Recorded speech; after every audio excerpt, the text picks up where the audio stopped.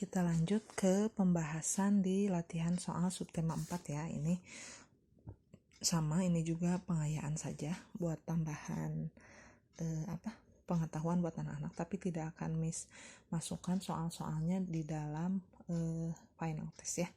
Oke. Nomor 1. Penulisan kalimat yang benar adalah nenek membawa tas, nenek M-nya besar membawa tas, atau nenek membawa tas. Yang mana? Gampang sekali, yang nomor A ya. Oke, ini harusnya kan ini huruf kapital, ini tidak perlu. Kalau ini sudah betul kesininya, tapi ini harusnya huruf kapital dan ini harusnya huruf kecil ya, gampang. Oke, nomor 2. Paman tiba dari kota Sukabumi. Kata yang seharusnya diawali dengan huruf kapital adalah tiba Sukabumi dari. Tentunya yang harus memakai huruf kapital adalah B ya, Sukabumi, karena nama tempat ya.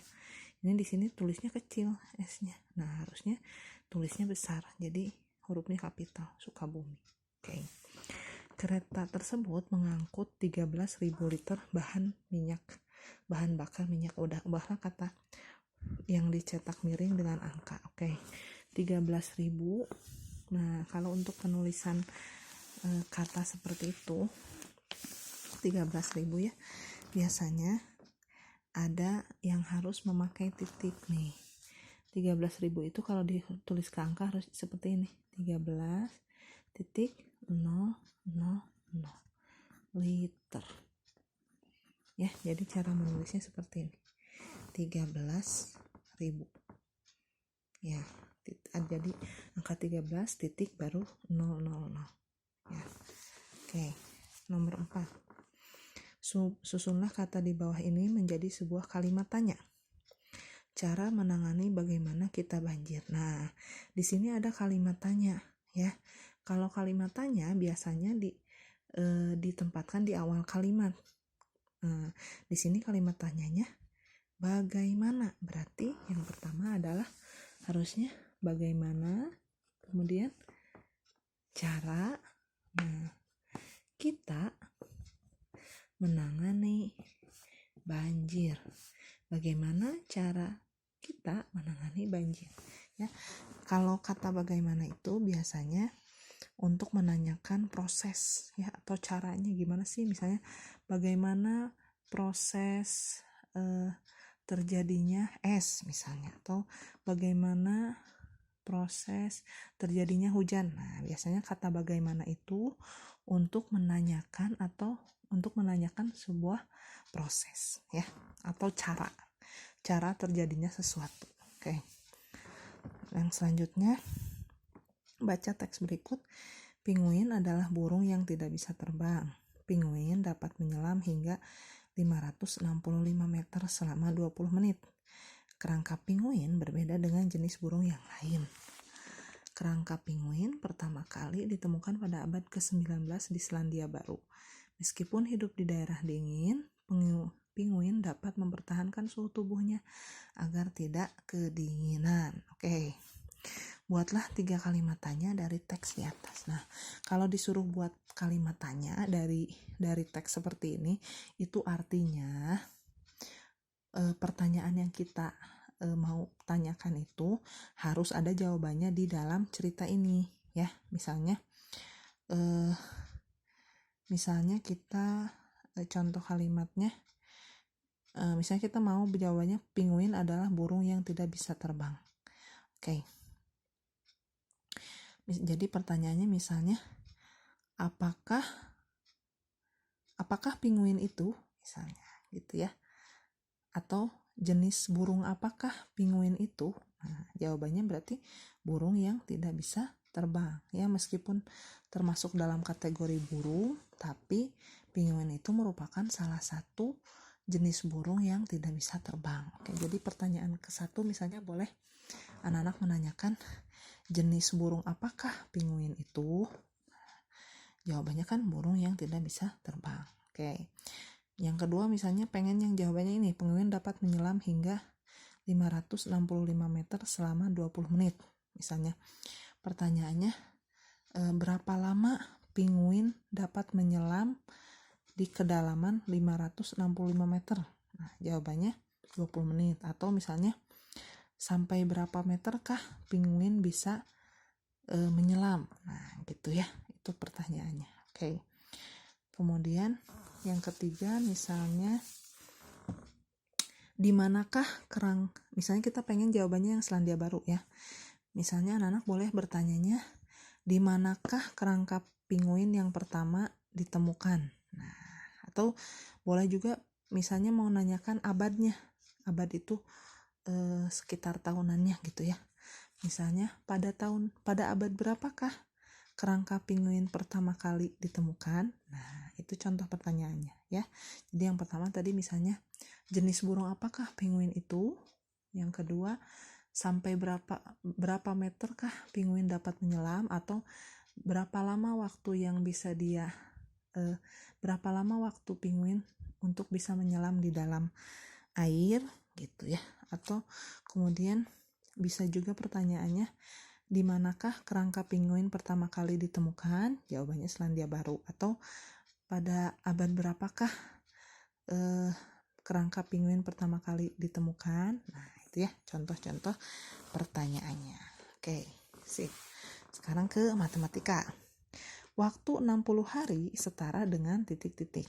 Nah, kalau tadi di latihan subtema 3 itu pembahasannya kaitannya antara hari dengan minggu. Nah, kalau di subtema 4 ini ada kaitannya antara hari, minggu, dan bulan. Nah, kalau 60 hari itu setara dengan berapa bulan? Nah, 1 bulan itu, kalau tadi kan 1 minggu itu 7 hari ya. Nah, 1 bulan itu biasanya di kalender kita, di kalender Masehi itu waktu harinya antara 30 sampai 31. Jadi kalau misalnya 60 hari itu biasanya berapa bulan? Nah, kita tinggal dibagi 30 ya. 60 dibagi 30 itu berapa hari? Berapa bulan coba? Nah, kalau bingung anak-anak, 60 bagi 30 seperti terlalu besar ya. Ini aja 60 dibagi 30. Kita coret saja nolnya. Jadi 6 dibagi 3. Pakai pengurangan berulang ya. 6-nya dikurangi 3 kali. Itu nanti hasilnya 2. Ya. Jadi 60 hari itu setara dengan 2 bulan. Oke. Nomor 2. Kesetaraan waktu yang tepat antara bulan, minggu, dan hari adalah, nih tadi kata Miss berapa? 1 bulan itu 1 bulan itu 30 hari. Nah, tapi kalau dikemingguin, 1 bulan itu ada biasanya kalau di kalender kita itu antara 4 sampai 5 minggu, tapi kebanyakan 4 minggu ya. Jadi yang betul itu di nomor 2 itu adalah yang C. Ya, 1 bulan sama dengan 4 minggu sama dengan 30 hari. Ya. Nomor 3, 12 minggu berapa bulan? Nah, kalau 1 bulan itu adanya 4 minggu, berarti kalau ada 12 minggu berapa bulan? Ini artinya 12 dibagi 4. Kalau pakai penjumlahan berulang, nanti anak-anak bisa hitung sendiri. 12 dikurangi 4 kali, itu nanti hasilnya 3 bulan. Ya. Oke, tuliskan urutan nama-nama bulan selama 1 tahun. Ini gampang sekali ya. Anak-anak nanti tinggal menuliskan urutan bulannya dari Januari sampai Desember. Ya, gampang. Jika sekarang bulan November, tentukan 2 bulan yang lalu. Nah, kalau ini berarti mundur. Kalau misalnya sekarang bulan November, nah 1 bulan sebelum bulan November bulan apa? Oktober. Nah, sebelum Oktober, September. Jadi 2 bulan sebelum bulan November itu artinya bulan September. Ya. Oke. Kemudian nomor 6. Nomor 5. 3 bulan yang akan datang. 3 bulan yang akan datang berarti dari November maju. Nih. November, kemudian Desember, Januari, Februari. Berarti 3 bulan yang akan datang sesudah bulan November itu bulan Februari. Ya. Oke. Kemudian 5 bulan yang lalu, nah kita mundur lagi. Kalau tadi 2 bulan ya, 2 bulan sesudah bulan November itu tadi ada kita hitung Oktober, September, kemudian Agustus, kemudian Juli, kemudian Juni. Nah, jadi 5 bulan sebelum bulan November itu bulan Juni. Ya. Coba ulang lagi. November kan sekarang misalnya November. Berarti 5 bulan sebelumnya Oktober, September, Agustus, Juli, Juni. Ya, oke. Sip. Sekarang yang terakhir, PPKN. Lani memberikan setengah dari uang jajannya sebagai sumbangan untuk korban banjir. Lani menunjukkan sikap apa? Rela berkorban, bekerja sama, atau percaya diri. Nah, kalau kita misalnya menyisihkan uang jajan kita untuk membantu teman atau untuk membantu orang lain yang kesusahan, itu artinya kita menunjukkan sikap rela berkorban, ya. Artinya rela berkorban itu maksudnya kita mau menyisihkan apa yang kita punya untuk diberikan kepada orang lain yang lebih memerlukan, ya.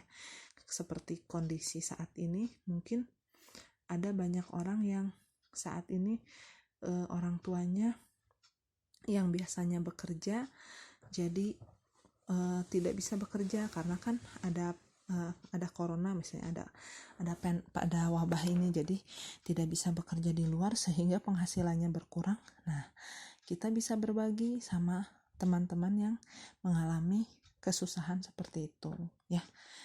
Tuh, ini saat yang tepat buat anak-anak buat berbagi dengan sesama, ya. Oke.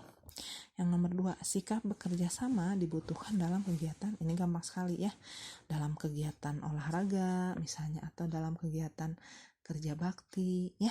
Oke. Nomor 3, Jonas dan Dedi membantu ibu guru merapikan alat peraga setelah selesai digunakan. Manfaat dari sikap Jonas dan Dedi adalah, manfaatnya apa? Kalau untuk ibu guru berarti itu manfaatnya meringankan pekerjaan ibu guru, ya. Sip. Kalau dari untuk Jonas dan Dedinya berarti mereka manfaatnya yaitu berbuat baik, ya. Mereka jadi membantu, karena meringankan kerjaan ibu guru, manfaatnya buat mereka yaitu mereka bisa meringankan orang lain dan juga membantu pekerjaan ibu guru, berbuat baik kepada ibu guru, ya. Oke, sip. Itu sudah selesai untuk pembahasan latihan subtema 4. Semoga anak-anak bisa mengerti. Nanti anak-anak bisa kerjakan di rumah, ya. Oke, sebagai materi tambahan. Oke.